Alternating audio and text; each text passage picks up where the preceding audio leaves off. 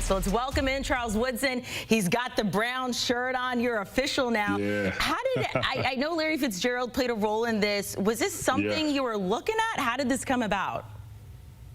No, actually, he called me randomly one day or texted me, and we ended up talking, and it kind of came, out of the blue a little bit. And but the question was, hey, would you be interested in kind of going down this path? And I was like, yeah, absolutely. And he said, hey, I have someone who may be able to, facilitate that for you. And he introduced me to Derek Higgins, who worked with the NFL for years.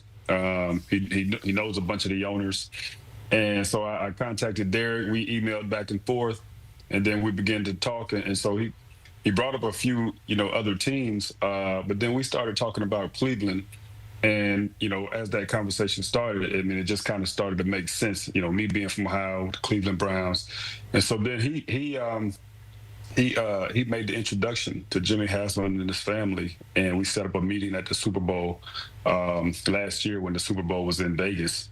So a year and a half ago, and I met them at lunch, sat down, had lunch for about an hour and a half, and then after that meeting, I took a visit up to the Browns facility and toured the facility, met a bunch of people within the organization. Was out there at one of the practices, and then at that point, at that meeting, Jimmy was like, "Hey, let's go ahead and start this process." So that's kind of, how it started in a nutshell. So let me ask you this. What is your role now going to be? I mean, obviously you do a million things. We see you on TV. You got your bourbon. I'm a bourbon girl. I still haven't tried it. I'm going to try it at some point. But what are you looking to be involved with here? I mean, is it helping the front office? Is it talking to players? What do you want your role to look like?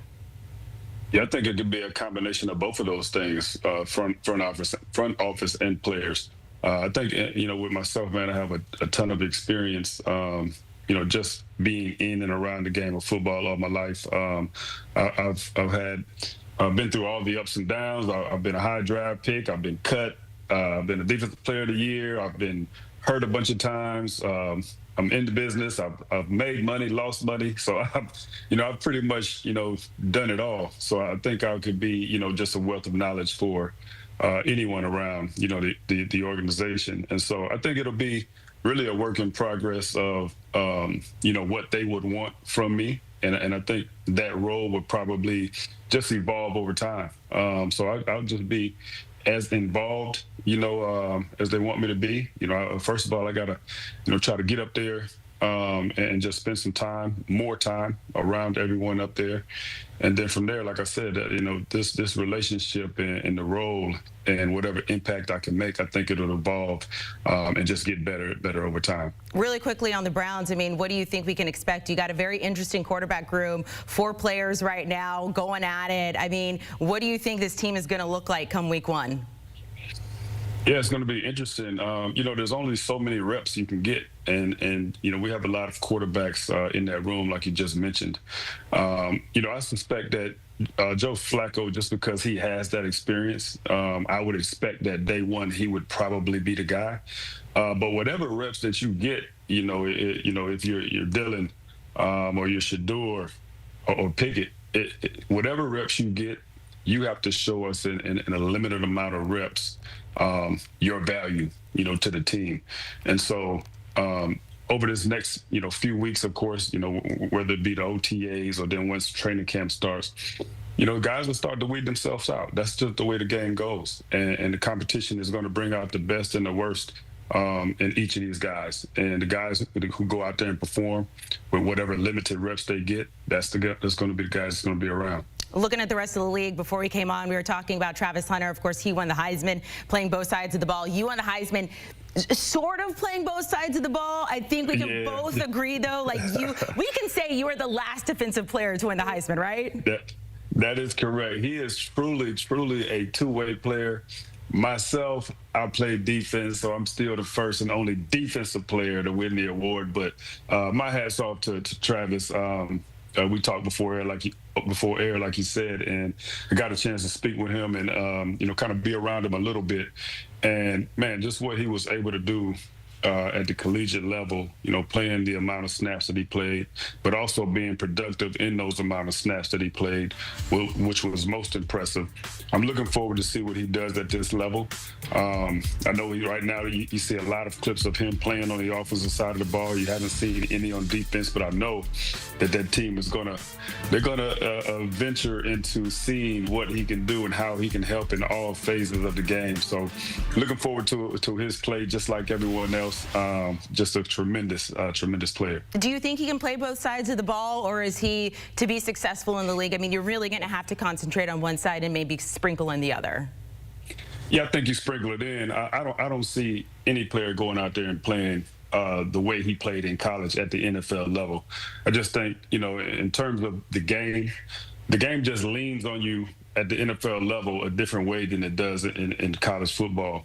And I would hate to see him age in dog years, you know what I mean? Trying to play both ways and try to play every snap.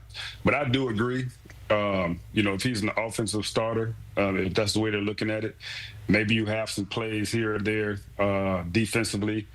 I think that's fine. But to go out there and try to play every snap, I say no.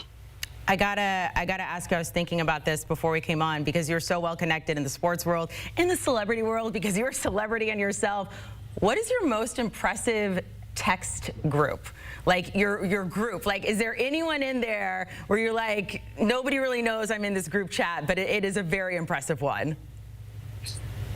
No, not really. No. Not really. I don't, nope, I don't have really a a celebrity group chat. I mean, there's some people that I can get to if I need to, but no group chats. I try to keep everything, in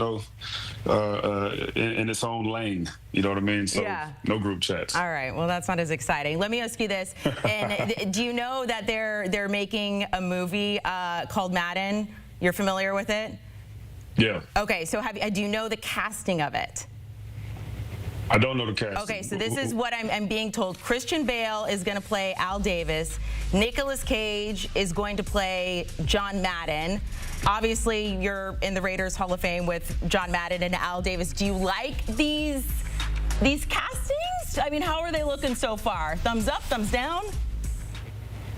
You know what? I don't know quite yet. That's going to be an interesting one. I would be interested to see what Mark Davis thinks about it. Because that would be, the person that would, I would think, had to sign off on, Christian Bale playing his dad. But I have to see him in action, man, because I was around, Al Davis a lot.